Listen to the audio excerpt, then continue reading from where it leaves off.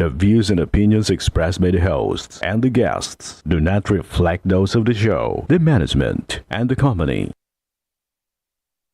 Hello, sa ako dito, tamang oras mismo po ba ito? Joshua Martinez po ito. Aaksyonan po ba agad natin niya? Pura mismo. Tandaan niyo, ito yung dating airport.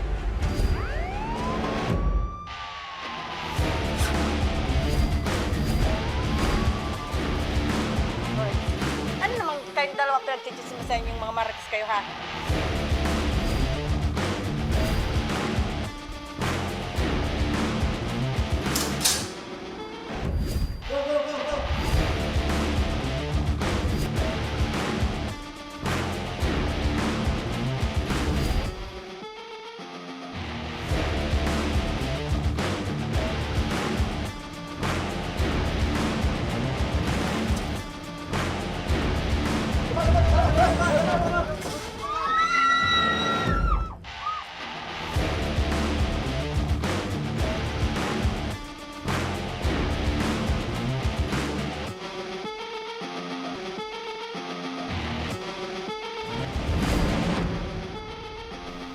Magandang hapon sa inyo mga ka-aksyon at live na live tayo ngayong araw ng Miyerkules para magbigay ng serbisyo publiko. At live tayong napapakinggan sa 90.3 Radyo Ragon Sorsogon, 88.3 sa Catanduanes, 90.7 Legazpi City at live rin tayong napapanood sa ating YouTube account.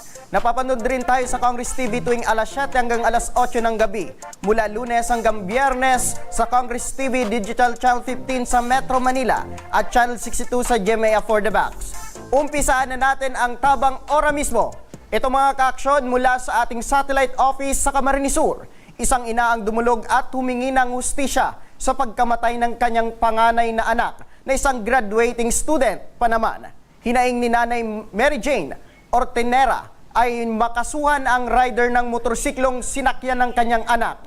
Ang buong panawagan ni Mary Jane, panoorin po natin ito. Ako po si Mary Jane Ortenero. Lumapit po ako sa tabang ora mismo para po mabigyan ng justisya ang pagkamatay ng aking anak. Sana po matulungan po ninyo ako. Kasi po pinaghirapan po namin ang pagpapaaral sa aming anak para makapagtapos. Hindi ko po akalain na ganito lang ang mangyayari. Humingi po ako ng tulong sa tabang ora mismo para mabigyan po siya ng hustisya sa kanyang pagkamatay.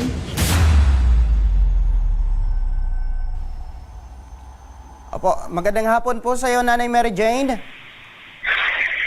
Magandang hapon din po. Opo, kami po ay nakikiramay sa inyo po. Salamat po, sir. Opo. Ma'am, maaari nyo bang maikwento sa amin kailan po ito nangyari, itong insidente, Nanay Mary Jane? Ano po, nangyari pong nahulog po ang anak ko, na-disgrasya po ang anak ko. Lunes ng hapon po. Lunes Alas na hapon. 5 daw po ng hapon. Opo, ito po ba ipauwi sa inyong bahay, Nanay Mary Jane? Pauwi po sa bahay ng lola ko dahil po tumutuloy po. Opo, tama po ba na graduating student po ito? Sa senior high po ba ito? College student po, ma'am?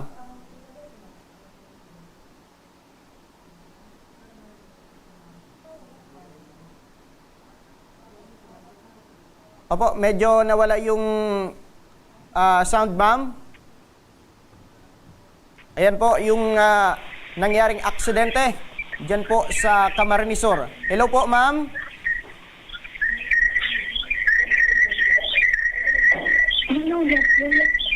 Ayan po.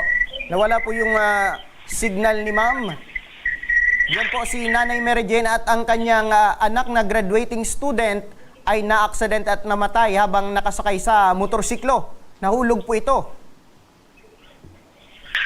Ayan, okay na? Hello po. Opo.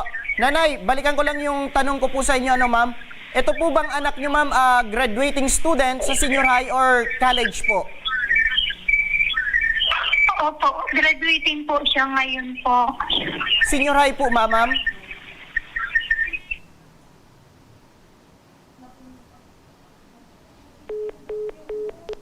Ayan na, siguro na pipindot po yung mute.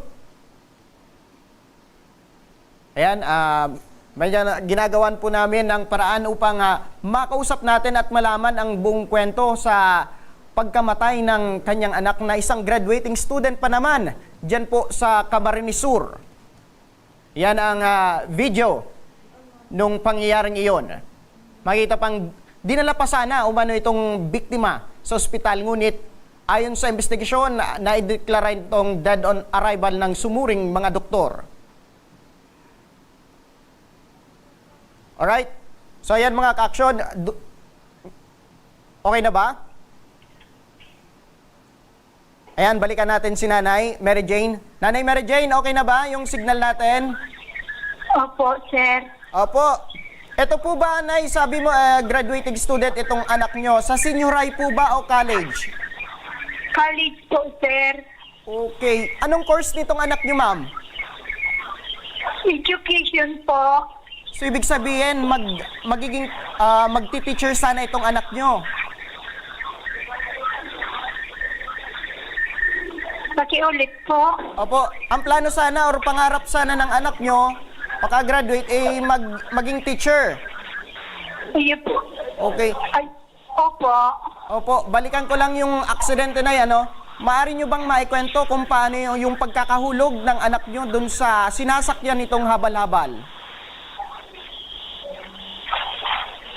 Ano po, hindi ko po nakita yung pakalaglag ng anak ko. Yung sinabi lang po sa akin ng pangalawa anak ko, ang nangyari daw po, tinawagan po sila na ang ate nila nasa hospital na po. Kaya pumunta po sila sa hospital, sa infirmary. Doon na po nila nakita ang kapatid nila. Tapos kami po, nandoon po kami sa Lamon, doon po sa doon po sa Opo. Ito po bang anak nyo, ma'am? Itong panganay nyong anak? Nandoon po kami sa kasi doon po Sa funeral po, ma'am.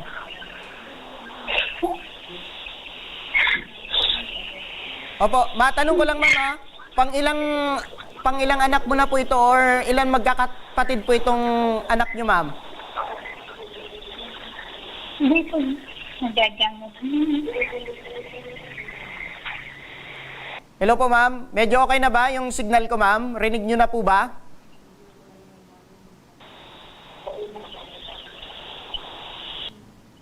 So yan, dumako muna tayo sa rider na tinuturong nag-drive ng motorsiklo, itong habal-habal na sinasakyan umano ng anak ni Nanay Mary Jane na si Sarah. Nasa kabilang linya ng ating telepono si Victor Floreda, ang itinuturong rider ng motorsiklong inangkas si Sarah. Magandang hapon sa iyo, Victor. Hindi po. Magandang hapon man din po. Opo, kamusta ka na, Victor? Ito po, okay man po. Oh. Ilang taong ka na, Victor? 28 po. 28 years old. Matagal ka na bang naghahabal-habal dyan sa lugar nyo? Nag-aabal-abal rin po. Matagal na, sir. Apo, mag-1 year na po. Kapag ito ng motor ng pagkuha ko po. Oh, mga ilang taon na, sir, yung paghabal-habal nyo? Isang taon po. Isang taon? Isang taon po ngayon na. Okay. 1 year na po. Opo, para malaman namin, ano ba yung pangyayari at bakit na aksidenteng nahulog po itong pasahero mo na si Sarah? Nung kuhan po talaga, nung sinakay ko po yung dalawa, sabi ko po ba, kahit saan po kayo ate, magpapahatid daw po sa Mabini. Di, sabi ko naman po, o sige po, dahil papunta na rin naman ako papunta doon po sa Guwa, sa sentro ng Guwa. Di, pinasakay ko po yung dalawa. Okay. Di, sabi ko naman, tungkat siya po. Tungkat siya sila. Sabi na po, opo. Di, sabi ko naman po kay ate doon sa hulihan, kaya po, maghawak ka lang kay ate. Maghawak ka lang. Okay daw po. Nung dumating na po kami sa barangay Abukayan, bigla po siya nahulog. Sabi ko po sa kasama niya, Mabuti. Hindi man lamang nagsabi na yung malalaglag siya o mahulog po. Hindi naman daw po siya na uyan, nagsabi. Basta na daw po nahulog.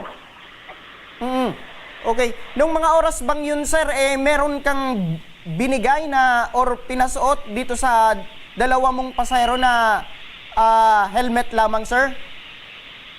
Wala po, sir. Alam mo ba, sir, na bawal din yung pagsakay ng dalawa sa motorsiklo, sir, kasi overloading po ito, sir. Opo, sir. Narinig na ko naman, naintindihan ko naman po, sir, dahil sabi niya daw kasi wala na daw pong kuyan, yung right tricycle. Baka daw po maabutan po daw po ng gabi. Sila, ng dilim. Sige, sabi ko, sige, dandahan lang tayo. Sabi ko, umawak lang yung isa doon sa katabi. Tapos? Doon, nung nahulog ko, sabi ko naman, sabi ko kay ate, hindi naman nagsabi na mahulog na siya o ano. Hindi naman daw siya, hindi naman daw nagsabi, basta na lang daw po nahulog. Sabi ko, patay. Opo. Sir, opo, mga Kuwengala, ano? Sa pag-abalabal mo, sir, talagang dalawa yung sinasakay mo, sir?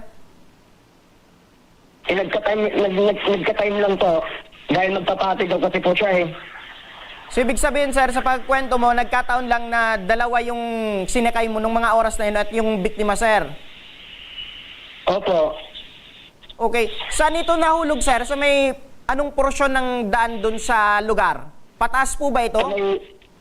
Sa may abukayin po, yung pahaon na po, pahaon. Doon na siya nahulog. Okay. Paano mo na-discover na nahulog na pala ito, sir, na itong si Sarah? Sabi niya po doon yung katabi niya, ay, kuya, nahulog na. Nahulog yung isa daw po, nahulog. Kasi nahulog kuya. Di yun po, bilig ko naman na preno po agad. Sabi ko, bakit yung nahulog? Hindi man lang nagsabi na ako, na mahulog niya siya. Hindi naman daw po nagsabi. Basta na lang daw po nahulog. Okay. Mga ilang metro na, sir, napansin mo na nahulog na pala itong biktima? Sabihin natin mga dalawa. Yung malapit lang po, kapitan lang ng motor. Malapit lang po, yung mga isang kalahating dupang ng ganyan, mga isang dupa, ganyan po. Opo. Tapos nang nakita mo na, sir, itong biktima na nahulog na doon sa kalsada, ano yung ginawa mo, sir? Nagtara po ako ng tricycle, magpapasakay sana po ako doon sa nangyaring yon. Dahil may dugo na po siya eh. May dugo. Ayaw naman po tumigil yung kuyan, yung naka-tricycle, ayaw daw isakay. Sabi ko, ayun lang. Sabi ko, anong gagawin ko kaya? Tapos nung kuyan po, sabi ko kay ate, tignan ka muna tita dahil kukuha ko ng ambulansya. Nung dumating po ako doon sa munisipyo ng Guwa, wala daw pong ambulansya, magpunta daw po ako doon sa kabila. Sabi daw po na may nakapagsabi po sa akin na may nagkuha na po. Di kaya po ako bumalik agad po doon. Nakita ko po yung mga tao doon sa may kuwan. Sabi ko, hindi pa masasakay na mawala na ba talaga tayo makukuha ng pagkain dyan sa mga tricycle. Wala daw po, ayaw daw po kasi, ayaw po magpasakay. Ayaw magpasakay. Di, nung nakita namin po yung ambulansya galing sa mga dito po sa parte namin, doon sa papunta pong kuwan, mga pairaya, pababa po sila, palabas ng Guwa. Opo. Sabi daw po, may pipick upin daw po sa San Jose, yung ambulansya. Ayaw po pong magpasakay. Yung ambulansya, ayaw po pong magpasakay. Buti po, may babae po doon na, yung kapitan ay po yata yun doon sa Abukayan, di ko lang po alam, o dati. Tapos, inarangan namin na pasakayin yun dahil 50-50 na po yung tao. Okay. 50-50 dahil dugo na po. Sir, putulin ko lang nung makita mo itong biktima na nahulog na, sir, kumbaga umihi ka na ng asistensya, meron pang senyales na buhay pa itong biktima. Po? May senyales, sir, na nakita ka na buhay pa itong biktima sana kung naidalang... Opo, buhay pa po. Okay. So ngayon, sir, nasa kabilang linya, itong nanay ni Sarah, itong si Nanay Mary Jane, ano yung mensahe mo, sir? Sabi ko naman po, hindi naman kagustuhan na magkaganyan po. Dahil ako rin din po na nagabal-abal din po ang hanap buhay ko. Talaga po ako may na lang po ako natakbo. May na lang po ako natakbo ng magabal-abal. Di ko lang po alam na. Ganun pala po nahulog po yung isa, yung hindi naman pala tumawag. Okay. Hindi naman pala po umawag. Yun po, sabi ko, ano kayang gagawin ko? Okay. Sabi ko, pangalap na lang ako ng kuhan, pagagaw para makagawa ng paraan. Okay. Kumuha po ako ng kuhan. Okay, Sir Apo. Sige, Sir Victor, balikan po namin kayo mamaya. Balikan muna namin si Nanay Mary Jane. Nanay Mary Jane. Hello po. Apo, narinig niyo na po ba kami? No, mahina po. Medyo mahina. Okay. Hindi ko pinadaman. Okay. Ngayon, Nanay, nasa na po, Nanay Mary Jane, itong anak nyo? Saan na po ito nakaburol ngayon?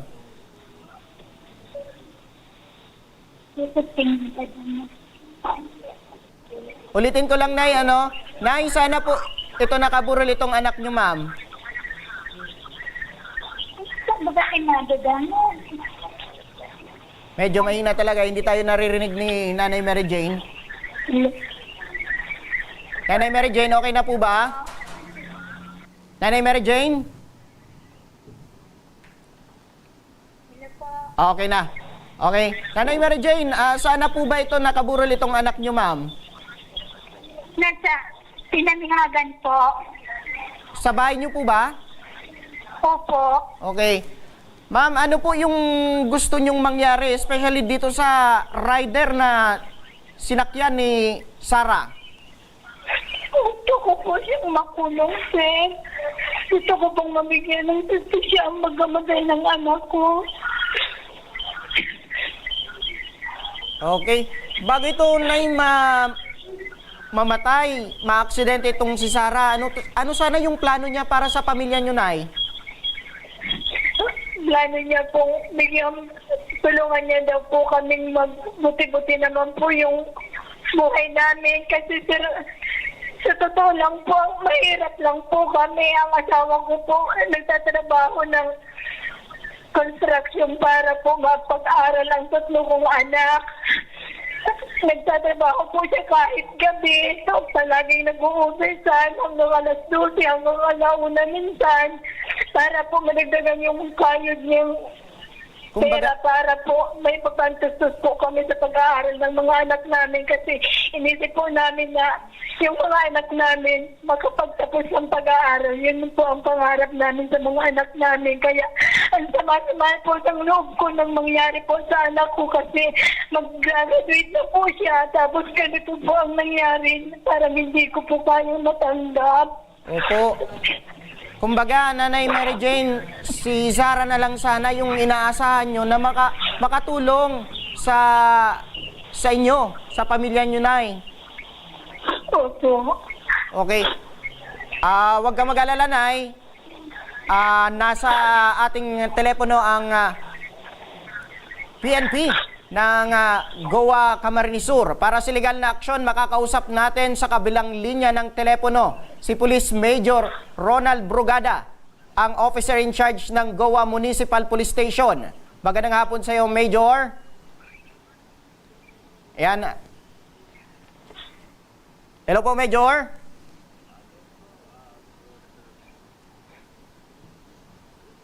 Ayan. Ayan na, okay na. Hello po, Major. Yes po, go ahead po. Opo. Regarding po ito sa nangyaring aksidente po dyan sa Goa. Sir, ano po ang maaring asa ng pamilya nila Nanay Mary Jane sa prosesong pagsampa ng formal na kaso o reklamo laban dito sa rider? Okay, unang-una,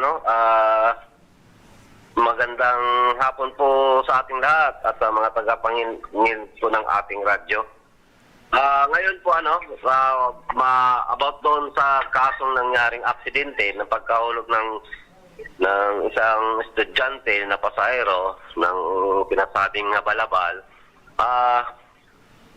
Naantay po natin ngayon yung may yung death certificate ng biktima and yung mga affidavit po nila at saka yung pasahero para doon sa kanilang nalalaman sa nangyaring pagkahulog at tuluyan ng pagkawala ng buhay ng isang pasahero natin. Ano po? Opo. So far, na-i-explain naman po yan ng may hawak ng kaso na yan kung ano magiging proseso para mapailan ng kaso yung driver po ng sinasabing habal-habal. Opo, sa ganitong insidente po, Major, ano po ang maaaring kasong maisampa laban dito sa rider? Ang maaari po nating ikaso doon sa habal-habal ay ano po reckless imprudence resulting in homicide. Opo. Major, maitanong ko lang bawal po itong habal-habal, hindi po ba? Opo, actually bawal po talaga yan. Opo. Opo, ano po yung pwedeng violation na pwedeng ipataw pa dito sa rider, especially overloading po itong rider, sir? Okay, unang-una po kasi ang motorcycle hindi naman talaga siya registered as for passenger or utility, So, ang violation niya po sa violation niya po doon is yung pag-violate niya ng registration niya na yung motorcycle is for private use only. Yung motorcycle. Opo. So, violation po yung doon sa registration niya. So, maano po yan, kakaroon ng kaukulang penalidad po yan dyan sa traffic code ng LTO. Opo. And doon naman, actually kasi ganito yon. Alam mo naman natin na kahit saan banda naman yata ng Pilipinas ay hindi pwedeng magkaroon ng permit para maging conveyance, certificate of conveyance yung motorcycle, considering na hindi siya safe sa mga pasahero. Opo. And yung niya, kahit yung LTO, LTFRB at saka yung local na nagga-grant ng mga franchise, hindi rin po siya pwede kasi nga po sa kakulangan ng security or sa safety measure niya. However, tama po. Opo. itong mga habal-habal, kahit saan ko man nalalaman, alam naman natin yan. Para kasing tinatangkilik na rin ito ng mga pasahero natin, So parang nakikita nila itong acceptable mode of transportation, although pinapaalalahanan natin lagi yan, na bawal yan, and yung consequence nga po, ganyan nga po, na wala silang masyadong makukuha na insurance dyan, considering na hindi po siya registered as public conveyance. So, however, dahil siguro sa mga nasabi naman ng mga pasahero na mas mabilis at madali ang pag-transport sa kanila, tinatangkilik po nila yon. And actually nga, ang hirap ding hulihin yung habal-habal. Kasi pag pag sinabi mo naman yung pag inuuli mo, hindi man sila talaga, wala pa tayong masyadong rules kung paano maano yung habal-habal, ang except doon sa certificate of registration nila na for private use only. Pero pagdating doon sa ang sasabihin nila, kapamilya nila, nakatsatay lang. So mga ganun-ganon. And even the passenger, kung minsan nga, ganun na rin yung nagiging nila. So kasi parang ina-accept, tinatangkilik din nila yung mode of transportation na ganun. Opo. Sir, ano po yung maaring maipayo natin kay Nanay Mary Jane sa mga proseso para maisampa na itong kaso laban dito sa rider? Okay po, so ang naantay lang po namin, anytime naman po may provide po natin, makuha po natin yung death certificate niya at saka makapag-execute na po sila ng affidavit nila. Anytime naman po yung pulisya dito sa bayan ng Goa, anytime makapagpapile po tayo ng kaso, reckless imprudence against doon sa habal-habal driver. Yun lang, at pwede na po siyang mag-ano dito. Kaya lang, ang sabi yata ng investigador sa akin, sa update sa akin ng investigador, sabi ng siguro daw, pag nailagay na sa huling hantungan, timeline yung biktima po yata, saka sila magpo-proceed dito. Anyway, parang initially nagkaroon na ng pagkikita, paghaharap yung pamilya ng biktima at yung habal-habal driver habang nasa custody namin siya. Opo. Dahil po dyan, maraming salamat po sa inyong agarang pag-aksyon. Police Major Ronald Brugada, ang officer in charge ng Goa Municipal Police Station. Maraming salamat din po at marami ring salamat sa binigay na opportunity. Anyway, kung maaari po sanang gamitin ang opportunity na ito para makapagbigay pa rin tayo ng kaunting mensahe sa ating mga tagapagkinig, sir. Sige po, sir. Okay po, so sa ating pong mga pasahero na paalala lang po na alam natin na medyo madali na gamitin na transportasyon yung habal-habal. Pero ang kaukulang pong konsekwensya niyan, kung sakaling may hindi magandang mangyari po sa atin, mahihirapan po tayong maghabol sa kanila with regards sa insurance, considering na hindi po sila yung public conveyance na nag-grant ng prangkisa ng mga kaukulang ahensya natin. Tama po. So, ngayon, yun ang malaking paalaala natin sa ating mga motorista. Sa mga ganun pa man, kahit sa abal-habal pa man yan, or saan man yan, paabot ko na rin sa lahat ng mga driver natin, ng mga conveyance, mga public conveyance, so yung legal dyan, yung mga kaunting ingat po dahil alam naman natin tayo ay kumakarga ng mga pasahero. So para rin po kayo nag-iingat ng isang ama sa inyong mga anak kung kayo po ay nagpapasahero at nagsumasakay po ng mga motorista. Yun po lamang. Apo, maraming salamat muli, Police Major Brugada ng Goa Municipal Police Station. Mabuhay po kayo dyan, sir. Maraming salamat din, sir, at welcome po sa thank you very much. At ayan mga ka-action, balikan natin si Nanay Mary Jane. Nanay Mary Jane! Hello po, Nanay Mary Jane. Ayan. Okay. Okay na. Nanay Mary Jane. Hello. Nanay Mary Jane. Hello po. Apo, narinig niyo po si Police Major Brugada. Ginagawa na nila yung kanilang... Hello, Nanay? Opo, Nanay, narinig niyo po si Police Major Brugada ng Goa Municipal Police Station. Opo, sir. Opo, inaasikaso na raw nila para masampanan ng kaso itong tinuturo yung rider. Opo, sir. Opo, kung meron kang mensahe, ma'am, sa rider, ano po iyon?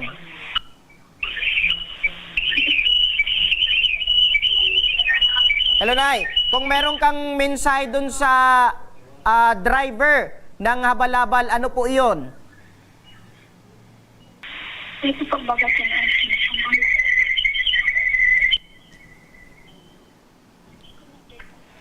Hello, Nay. Medyo okay na ba? Opo. Okay ulit po, sir. Opo, kung meron ka, Nay, na mensahe dun sa rider or driver ng habal-habal, ano po iyon, ma'am?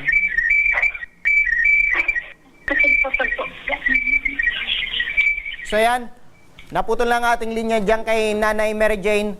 Yan po yung nangyaring aksidente at pagkamatay ng anak ni Mary Jane dyan sa Goa Municipal Police Station. Kung nakikinig ka man, Ma'am Mary Jane, makakaasa po ang iyong pamilya na tutulong po aming programa para sa formal at masampanan ng kaso itong rider ng habal-habal.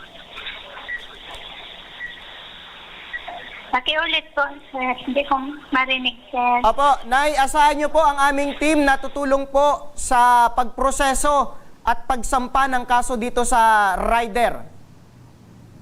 Opo. Salamat po, sir. Opo, maraming salamat din po. At sa pagbabalik ng Tabang Ora mismo, isang resto bar dito sa Legazpi City ang pinasok ng magnanakaw. At ang ninakaw 10 karne ng manok. Ang pangyayaring ito sa full sa CCTV. Ang buong reklamo, abangan. Kaya huwag kayong bibitaw at magbabalik pa ang Tabang Ora mismo.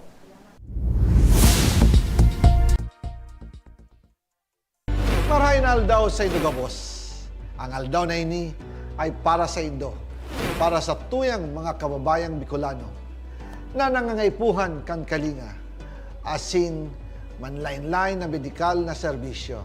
Ini po ang sa tuyang dalan para makapalhatod kan serbisyo maski guraano ini karayo o karani ang sa indong kinamumugtakan. Ang Tarabangan Caravan ay saro pong inisyatibo kanako Bicol Party List na igwang layunin na darahon ang serbisyo medikal asin dental direkta sa saindong mga komunidad. Aram po niya to na daigabos may kakayahan o pagkakataon na makaduman sa ospital o klinika. Kaya't kami na po ang nagrarani sa Indo. Kaibahan ang matitibay na doktor, dentista, medical personnel, asin mga volunteer kan ako Bicol Party List. Libre po gabos ang serbisyo medikal, dental, laboratory, asin mga bulong. Wala po kamo na dapat ihadit sa gastusin ta ini ay para sa indong kalusugan. Kaiba taman po ang satuyang programa ang libreng gupit asin masahe para sa satuyang mga kababayan.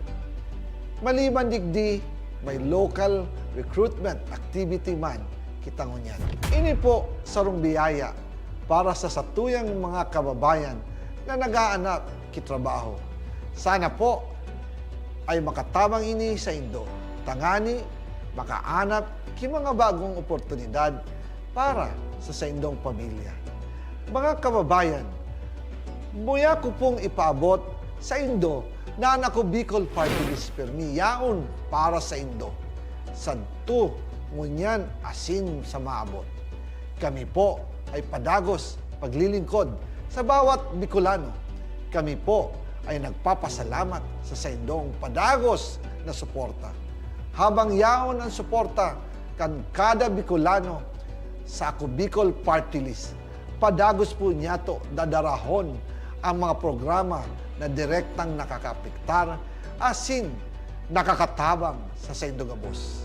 Sa giraray, dakulaw pasasalamat po sa indong pagtangkilig asin pagtitiwala naway padagos niya tong ipangaji ang mga kalusugan asin kaligtasan kang bawat saro. Padagos po kitang magtarabangan asin magkasararo para sa mas malusog asin masiglang Bicolandia. Nakulang salamat po asin maray na aldaw sa Indo Gabos.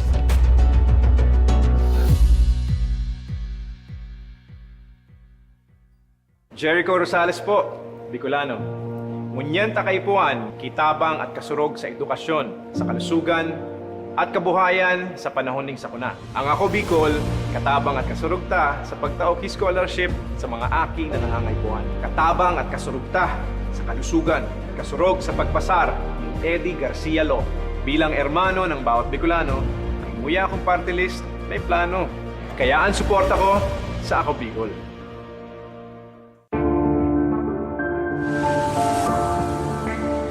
Sabi nila, wala ka daw ginawa nung nakaupo ka sa Senado. Ano pinanindigan mo? Pinanindigan ni Senator Lito kaming mahihirap. Binigyan niya kami ng libreng tulong legal para umunlad. Gagawin ko ang lahat para magbayad sila. Kot!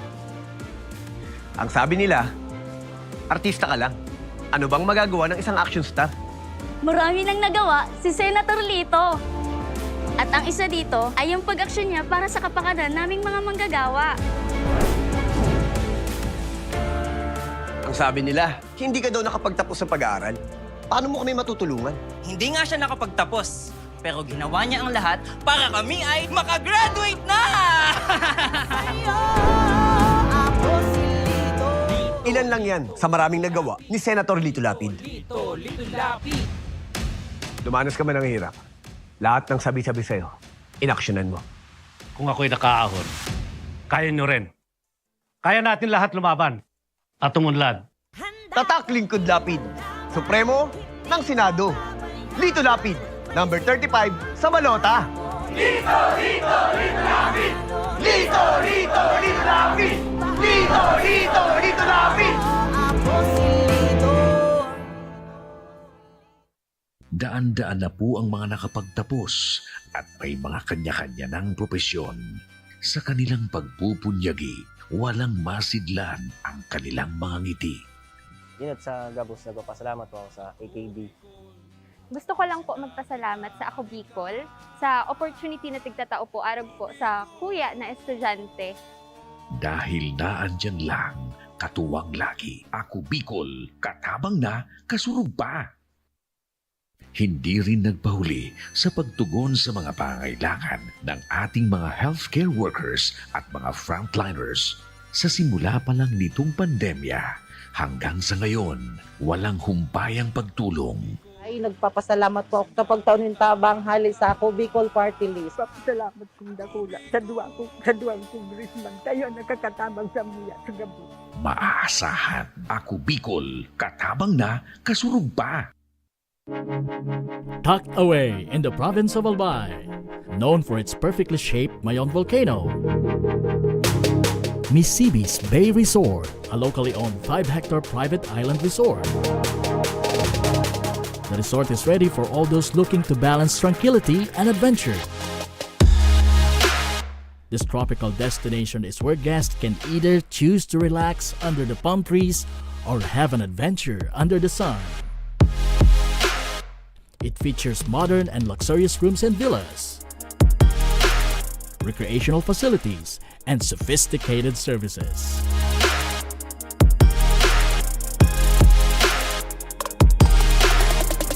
Come and experience Misibis Bay Resort, your tropical island getaway.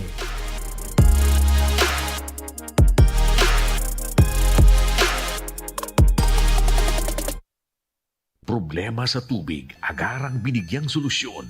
Nagpatayo ng mga solar-powered water supply system sa mga liblib na lugar. Libre, malinis at maaasahang supply ng tubig 24/7. Nakulaon ng pagpapasalamat niya mo. Dahil may ikamalilingan habang kami nabubuhay. Nakulaon nining tabang para sa Gabos na tao digdi. Salamat po. Para sa ating mga kababayang nasa laylayan, Ako Bicol, katabang na, kasurog pa. Libo-libo na ang mga nabigyan ng tulong medikal. Bata, matanda, kahit sino man, lahat ng mga may karamdaman, may maaasahan. Nagpapasalamat sa Ako Bicol Party List. Hindi po namin makakalimutan ang tulong na dinala ninyo dito sa aming bayan. Maraming salamat po. Dahil iisa lang ang tunay na nagmamalasakit. Ako Bicol, katabang na, kasurog pa.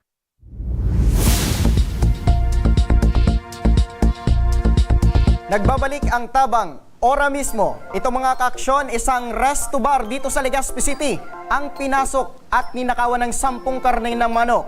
Ang pangyayaring ito sa pool sa CCTV. Panoorin po natin ito.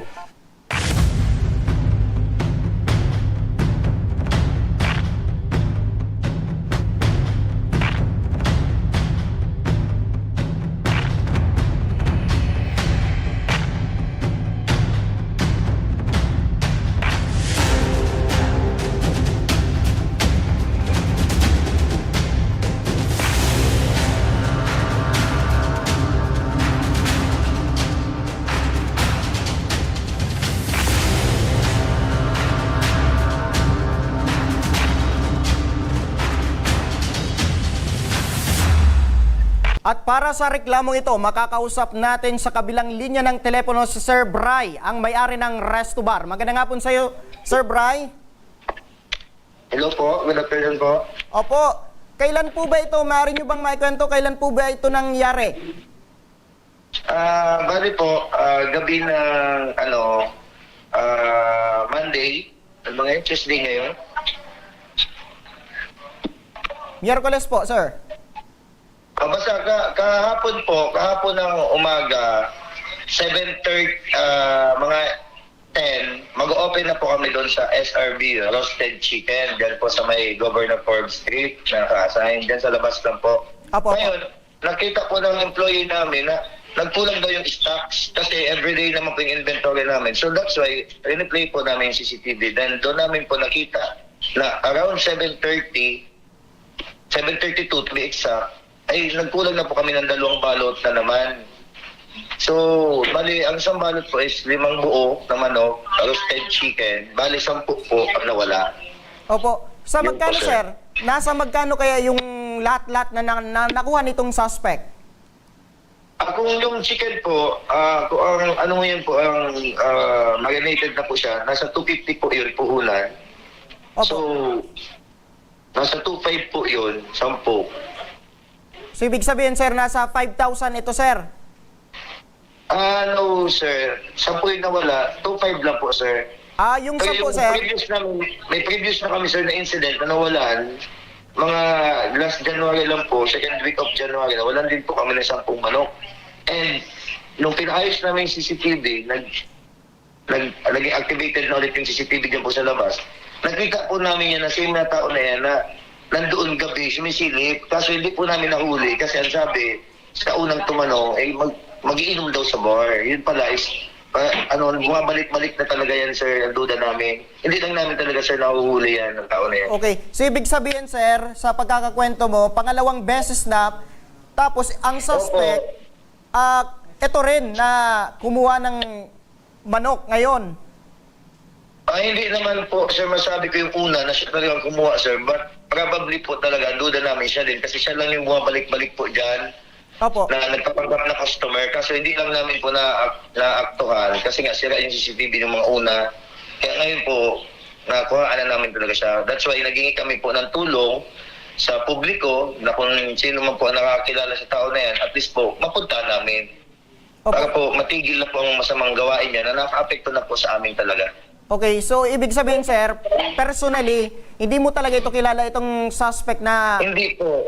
Okay. Maliban... Kaya umabot pa tayo sa sitwasyon na nag-post kami kahit panayaw man po namin yung gawin. Kaso no choice po kami kasi hindi namin po kilala. Kung hindi, babalik-balikan po kami. And ang isa pa po na hindi namin mahuli-huli yan kasi iba-iba. Mission 4 a.m., 5 a.m., 7:30, ganyan tulad yan po, 7:30, which is na tulog na po yung mga tao sa resto bar kasi close na, pagod na din po. Tulog na sila ng mga 4 a.m., 3 a.m. Yung una, sir, yung una, sir, na pagnanakaw, sir, ano yung nakuha sa'yo? 10 manok rin ba?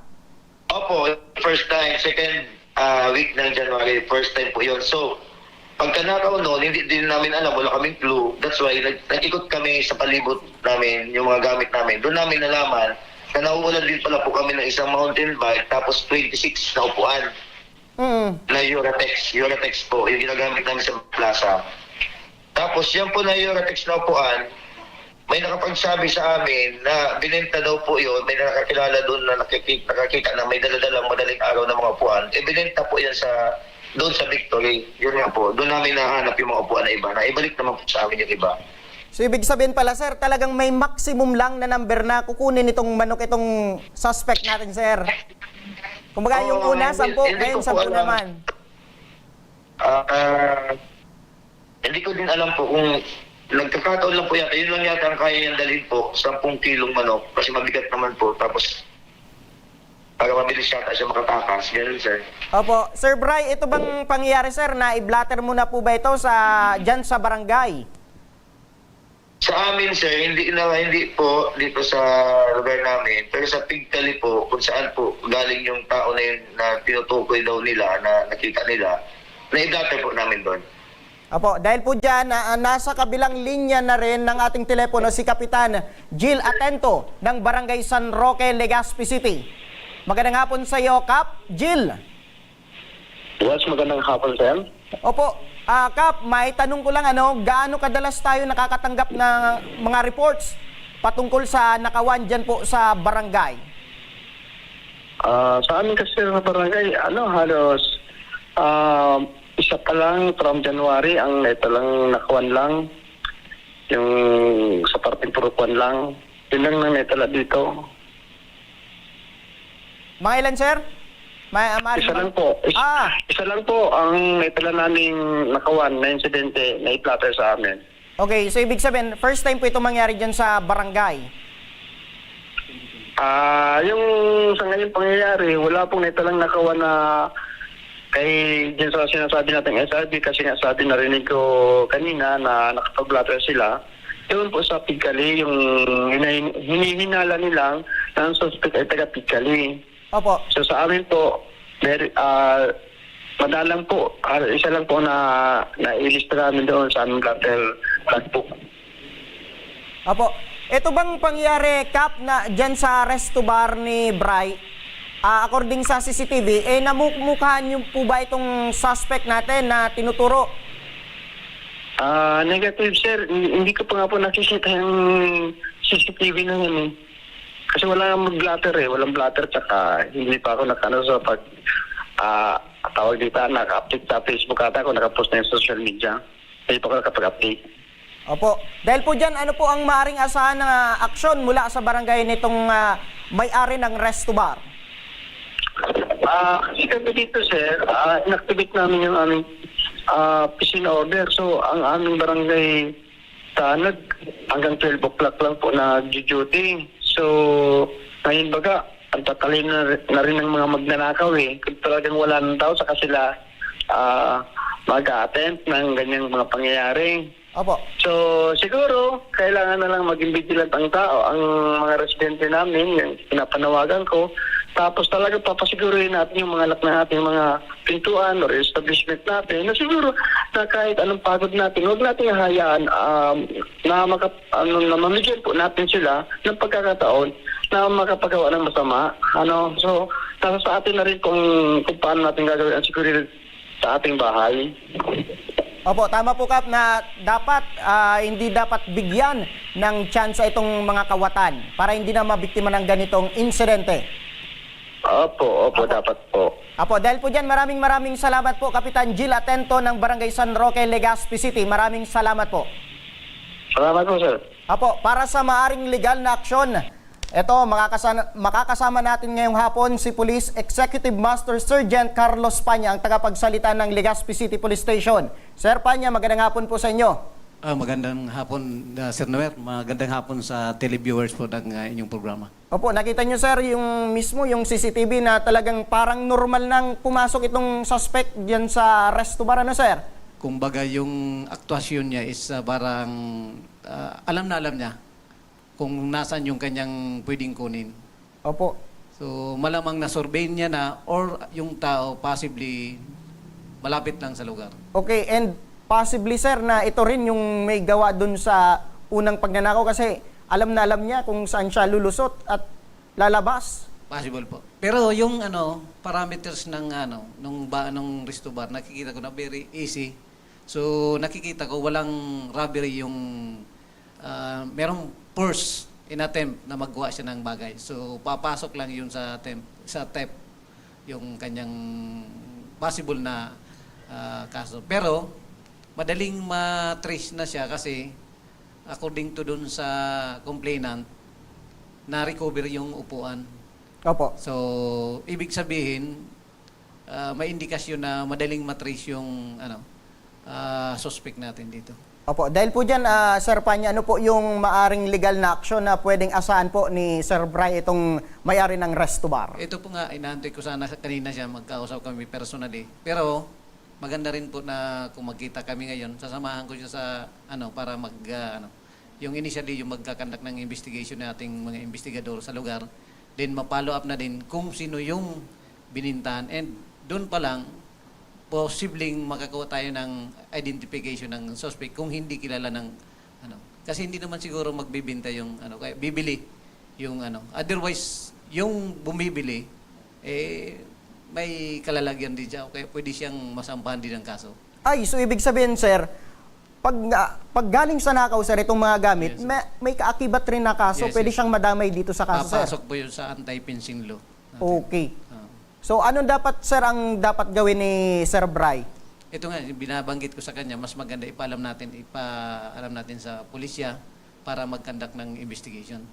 Then, pag na-identify natin, doon na ipapailan siya ng information sa piskalya. Talagang malaking tulong ito, sir, na CCTV sa mga Yes, ganitong opo. negosyo, na sir? Maganda, pagkat kalimitan naman, kasi pagka wala tayong witnesses na malaking bagay talaga yung CCTV. And siguro, kung makarating pa o makita, meron kaming tinatawag na Roads of Gallery.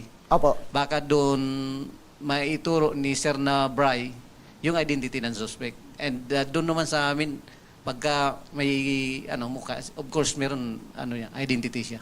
Opo, dito ba sa Legazpi City, sir, kamusta yung datos? Tumataas ba yung porsyento ng nakawan muli dito sa Legazpi City? Hindi ko wala akong datos kasi compared last year. Pero nabanggit nga ni Kapitan na within this year, na unang taon pa lang, isang record pa lang sa kanila, sa kanilang barangay. So para dito kasi yung pagnanakaw, sabi ko nga, usually nangyayari sa mga malls. Opo. Yung tinatawag natin na shoplifting. Pero ang kaso din nila, theft din.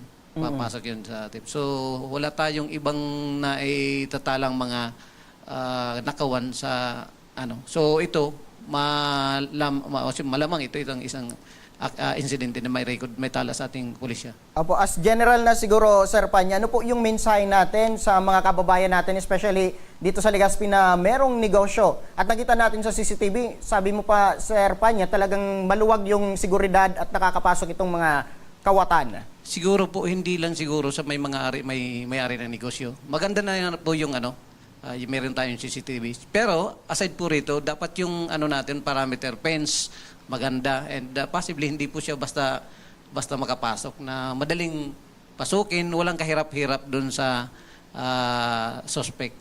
So yun ang inaano natin, much possible, sabi nga ni Barangay Kapitan, na pagigihin yung mga lock na door, or kung meron tayong pins dyan, ayusin na maayos para baliban dun sa baka meron kayong aso, maganda, kumbaga additional na yon, para hindi siya kumbaga i-berate sa kanya na pumasok at makakuha ng ng kanyang nanakawin. Opo, siguro last na lang pahabol, Sir Panya, ano rin po yung mensahe natin sa mga nabibiktima ng mga ganitong insidente at hindi po na ipapaabot sa kalaman ng PNP?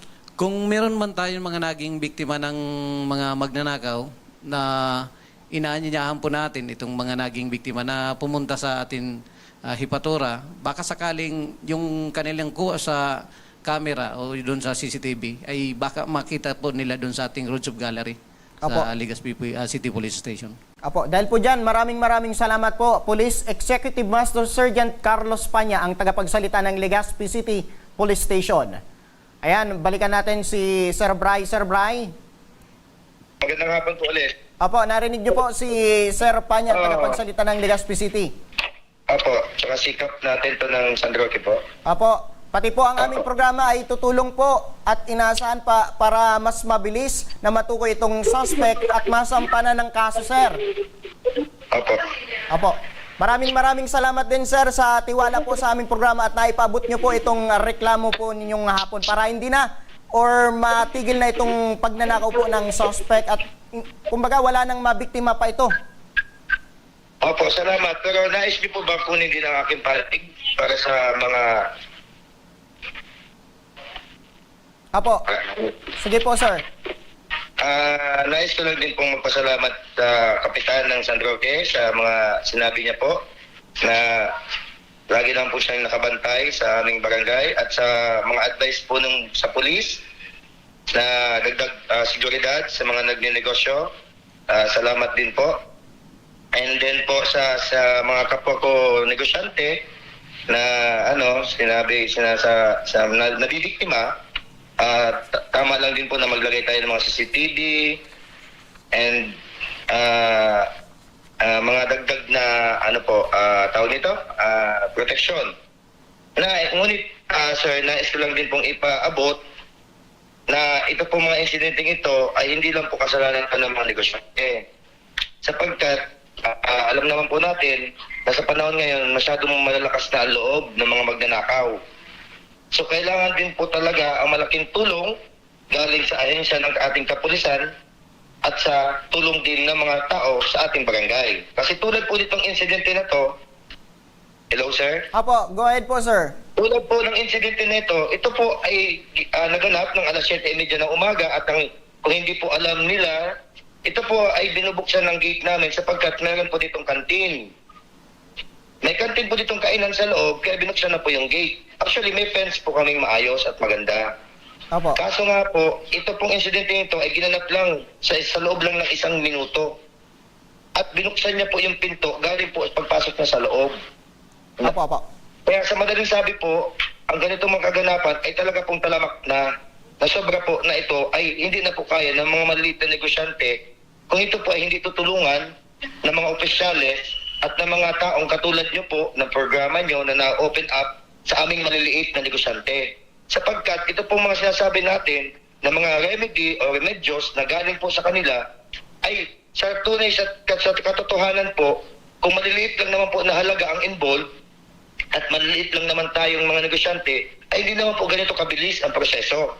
Kaya ako po ay nagpapasalamat sa inyo na nabibigyan niyo po kami ng atensyon at ng agad na tawag niyan po response o sa aming pong tulong na hinihingi. So, yun po, sa mga gumagawa naman po ng hindi tama dyan, tulad nitong magnanakaw na to, sa mga kawatan, nais ko lang din ipaabot sa kanila na sana lumaban tayo ng patas. Kung tayo ay nangangailangan ng ganyan, pera, pagkain, sapagkat yan po ay may mga maling gawain tayo sa buhay. Like, may bisyo. Kung ano ang bisyo niya, alak, o kung ano man, mga pinagbabawal na ini-intake, itigil na po natin yan. Kung mga pagsusugal, lumaban po tayo ng patas kasi kami pong mga negosyante ay namumuhunan lang din po. Pawis po, puyat, ang binabayad namin dyan. Kaya yan lang po ang sinasabi namin. Kami po, naging-negosyo sa kapakanan ng customer namin ang aming iniisip. Less na po dyan yung mga iniisip namin sa mga mapagsamantalang tao. That's why iniulit ko din po, malaking tulong din po ang ginagawa ng opisyales na PNP or barangay officials, tanod, na sana po, nandyan po sila talaga palagi sa atin lahat. Di ba po? Apo. Yan lang naman po. At salamat po sa inyong programa, sir. At agad-agad nyo pong nabibigyan ng ganitong mga pagkakataon na mailabas din ang sa aming mga pahayag, ang sa aming mga saloobin. Hindi lang naman po ang kung ano man po ang mga nagiging konklusyon ng mga netizens. Apo. Ulit po, inuulit ko po, sir, ulit, pinost po namin yan for the sake na matigil na po yan ang mga salisi. Apo. Kasi pag sinabi pong salisi, lakas ng loob at salisi ang pinagsabay ng isang magnanakaw, wala na pong takot yan makulong. Kasi ang kulungan po, style na lang po nila bakasyunan. Makukulong sila, makakalabas din naman agad ang iniisip nila, sooner or later makakalabas. Ganun lang talaga po, para natitraining lang sila sa loob ng kulungan, nakakaroon sila ng mga ideas sa mga kasama nilang kapwa nila bilanggo. Apo, sumasangayon po kami sa inyo, sir. Salamat. Apo, sumasangayon po kami, sir, at maraming salamat po sa pagpapabot ng mensahe sa ating mga kababayan. Okay po. Apo, at yan ang mga natungayan nating mga reklamo at hinaing ngayong hapon at ora mismo rin nating binigyang tugon. At para sa mga nagnanais humingi ng tulong sa aming programa, panoorin po natin ito. Sa may mga problemang legal at medikal na nais humingi ng tulong sa ating programa, maaari po kayong magsadya sa aming tanggapan sa ground floor Embarcadero de Legazpi, Victory Village, Legazpi City. Bukas po ang aming tanggapan mula Lunes hanggang Sabado, alas 8 ng umaga hanggang alas 5 ng hapon. Sa mga nasa Metro Manila naman po at kalapit na lugar, maaari po kayong humingi ng tulong sa Action Call Center sa North Wing ng Batasang Pambansa. Magpunta lamang po kayo tuwing araw ng Lunes alas 8 ng umaga hanggang alauna ng hapon. Para naman sa mga taga Caloocan City, bukas na rin ang ating Action Cost Center sa Barangay 175, Multipurpose Hall, Caloocan City tuwing Miyerkules, mula alas 10 ng umaga hanggang alas 12 ng tanghali mga ka-aksyon. Maaari na rin po kayong magtungo sa Tabang Ora mismo Satellite Office sa Camarines Norte sa Provincial Capitol Building, Barangay 3, Daet, Camarines Norte. At para naman sa mga taga Camarines Sur, maaari na rin kayong dumulog sa Zone 2 Tagungtong, Goa, Camarines Sur. Bukas po ang aming tanggapan mula Lunes hanggang Biyernes, alas 8 ng umaga hanggang alas 4 ng hapon. Maaari din kayo magpadala ng mensahe sa aming official Facebook page na Tabang Ora mismo.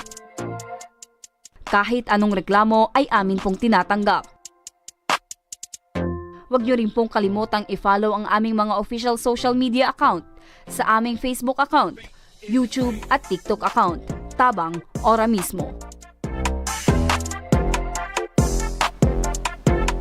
At mga kaaksyon, hanggang bukas, sama-sama pa rin nating aksyonan ang mga problemang medikal at legal. Ito ang programang May Paninindigan, tutugon sa inyong pangangailangan. Ako, si Nomer Corporal, at ito ang Tabang Ora mismo.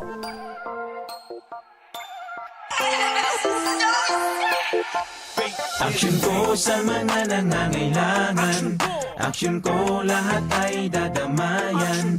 Noon at ngayon tayo'y sinamahan, aksyon ko patuloy na magsisilbi. Aksyon ko sa mga nangangailangan, aksyon ko lahat ay dadamayan. Noon at ngayon tayo'y sinamahan, aksyon ko patuloy na magsisilbi. Isang masipag na pilantropo sa